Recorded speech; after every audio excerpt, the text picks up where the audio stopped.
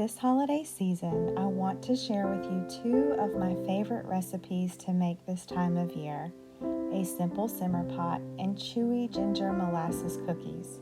With just a few ingredients, a simmer pot is a beautiful way to fill your home with the sweet smells of Christmas, and the ginger molasses cookies are so warm and delicious they might just become your new favorite Christmas cookie. Details for both of these recipes are listed in the notes below.